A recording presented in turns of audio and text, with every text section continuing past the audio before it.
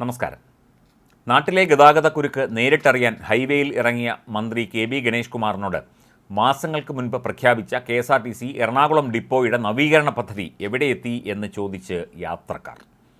Vyttila mobility ഹബിൻ്റെ മാതൃകയിൽ Ernakulam KSRTC bus stand നവീകരിക്കാനുള്ള വിശദ പദ്ധതി രേഖയ്ക്ക് ഇനിയും അംഗീകാരമായില്ല എന്ന കാര്യം മന്ത്രിയെ യാത്രക്കാർ ഓർമ്മിപ്പിച്ചു.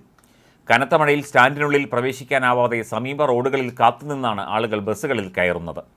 വൈറ്റില മൊബിലിറ്റി ഹബ്ബ് സൊസൈറ്റിയുടെ മേൽനോട്ടത്തിൽ കാരിക്കാമുറിയിൽ 2.9 ഏക്കർ സ്ഥലത്ത് പുതിയ ബസ് സ്റ്റേഷന് തറക്കല്ലിടുമെന്നായിരുന്നു വാഗ്ദാനം.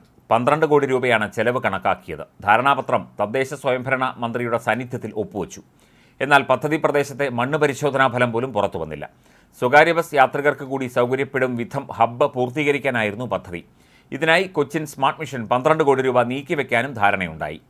സ്റ്റേഷൻ പുനരുദ്ധാരണത്തിന് 3 വർഷം മുൻപ് ബജറ്റിൽ പ്രഖ്യാപനമുണ്ടായതാണ് ഈ വിഷയം. അതിനിടെ ഹൈബി ഈഡൻ MLA ആയിരുന്നപ്പോൾ ഡിപ്പോ നവീകരിക്കാൻ നൽകിയ 2.5 കോടി രൂപയും പാഴായി.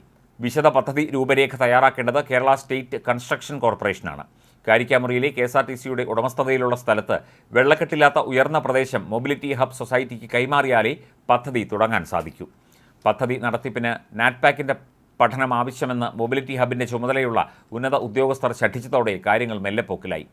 പഠന റിപ്പോർട്ട് വന്നിട്ടും പണം കൈമാറിയിട്ടും പദ്ധതി തുടങ്ങാത്തതെന്ത് എന്ന ചോദ്യമാണ് ഗതാഗത മന്ത്രിക്ക് മുന്നിൽ ഉയർന്നത്. MLA ഫണ്ട് ഉപയോഗിച്ചുള്ള നവീകരണത്തിന് KSRTCയുടെ എഞ്ചിനീയറിംഗ് വിഭാഗം തന്നെ തടസ്സം നിന്നു. ചില ഉദ്യോഗസ്ഥർക്കെതിരെ നടപടിയുമുണ്ടായി.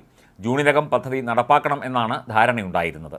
അതേസമയം ഇന്നലെ ഇടതുമുന്നണിയുടെ മദ്യനയം നടപ്പാക്കാൻ കോഴ നൽകേണ്ടതില്ലെന്നും അതിനുവേണ്ടി ആരും പണം പിരിക്കേണ്ടെന്നും മന്ത്രി KB ഗണേഷ് കുമാർ പറഞ്ഞിരുന്നു.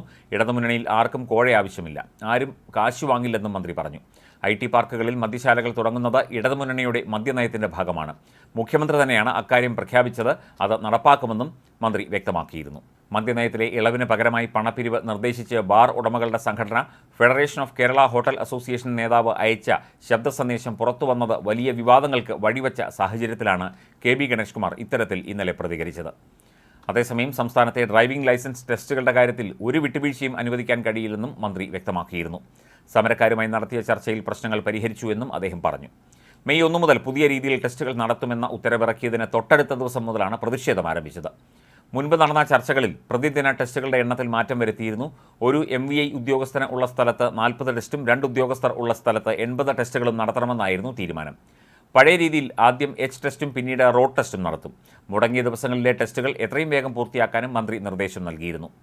സംസ്ഥാനത്ത് ഇതുവരെയുള്ള കണക്കുകൾ അനുസരിച്ച് 2.25 ലക്ഷത്തോളം അപേക്ഷകളാണ് കെട്ടിക്കിടക്കുന്നത്.